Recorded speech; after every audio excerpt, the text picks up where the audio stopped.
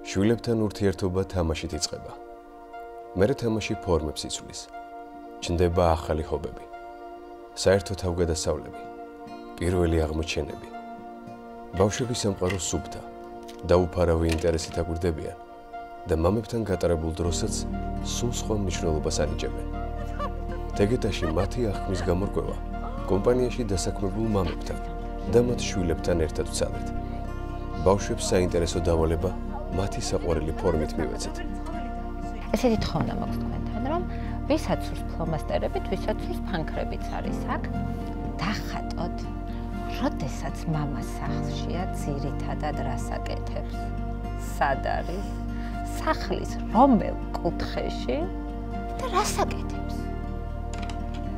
ხატვაც თითქოს თამაშის ნაწილია, მაგრამ რეალურად ბავშვების გულსრგვალ ემოციას ასახავს. ფერადი ფანქრებით ზოგჯერ იმაზე მეც ამბობენ, ვიდრე ეს სიტყვებით გადმოიცემა. ცნობის მოყვარეობით შემეცნებული სამყარო ფურცელზე გადმოაქვთ. მათ ნამუშევრებშიც ყველაფერი თითქოს ისე იყო, როგორც ჩვენი ყოველდღიურობაა. შენ ხარ პირველი ანა მე მგონი. ვიცა კარგად. აი. ძალიან კარგია. რა არის აქ, რა ხარატია? მამა, რას აკეთებს მამა? ტელეფონს უყურებს, იცი რას უყურებს ტელეფონში? ძალიან ლამაზი ნახატია. აბა შემდეგ ვინ იქნება? კი, ძალიან ლამაზი ნახატია. მამა უყურებს ფეხბურთს. ელენე, გაჩვენე შენი ნახატი. ნახე რა ლამაზი ცისარტყელა ნახატა. მადლობა. აბა გაჩვენე. ტელეფონი აქვს ხელში. თან ტელევიზორს ორივეს ერთად უყურებს? რას აკეთებს? რა ხდება ამ ნახატზე? YouTube-ს აკეთებს.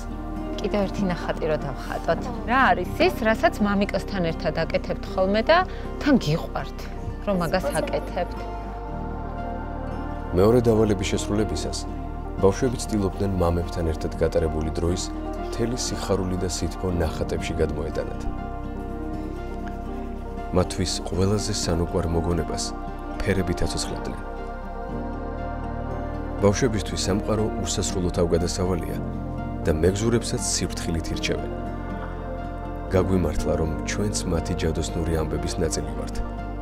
იქნებ გმირებიც, ვინ იცის? რამდენ რამეს ვასწავლით შვილებს, მაგრამ მთავარს მაინც თვითონ გვასწავლიან. ყველაზე ჩვეულებრივიც კი შეიძლება არაჩვეულებრივად იქცეს, თუ ამას ერთად ვაკეთებთ. და რაც ყველაზე კარგია, ეს შეიძლება ყოველდღე მოხდეს.